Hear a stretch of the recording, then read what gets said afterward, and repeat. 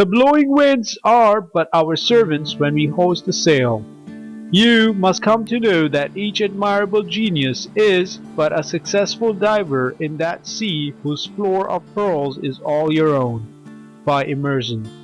Who waits until the wind shall silent keep, who never finds the ready hour to sow, who watcheth clouds will have no time to reap. By Helen Hunt Jackson.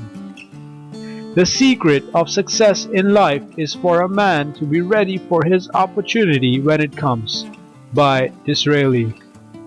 Do the best you can where you are, and when that is accomplished, God will open a door for you, and a voice will call, "Come up hither into a higher sphere." By Beecher.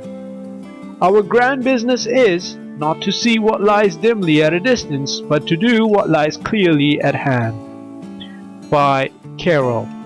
When I was a boy, said General Grant, my mother one morning found herself without butter for breakfast, and sent me to borrow some from a neighbor. Going into the house without knocking, I overheard a letter read from the son of a neighbor, who was then at West Point, stating that he had failed in examination and was coming back home. I got the butter, took it home, and without waiting for breakfast, ran to the office of the congressman for our district. "Mr. Hammer," I said, "will you appoint me to West Point?" "No." "Is there?" "And has 3 years to serve."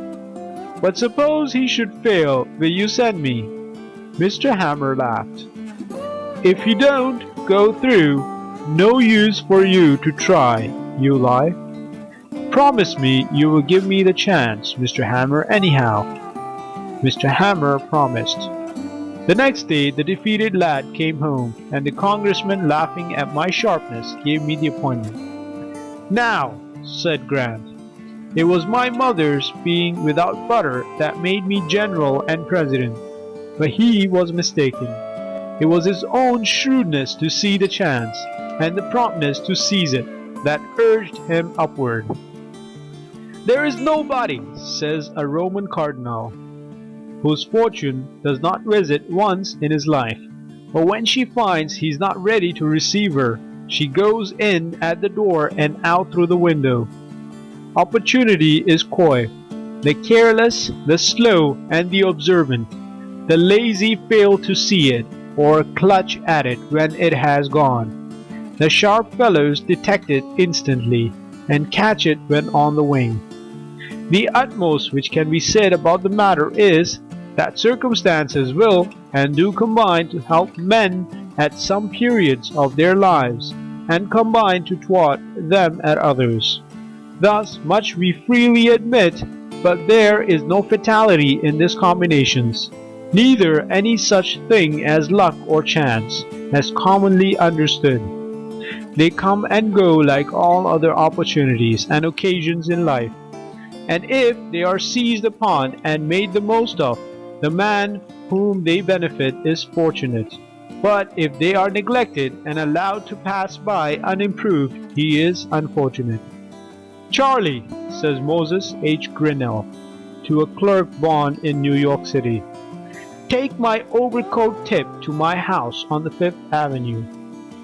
Mr. Charlie takes the coat, mutters something about, "I'm not an errand boy.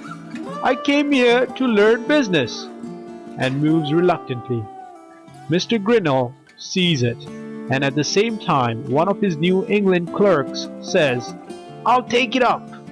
"That is right. Do so," says Mr. G. And to himself he says, "That boy is smart. He will work." And he gives him plenty to do.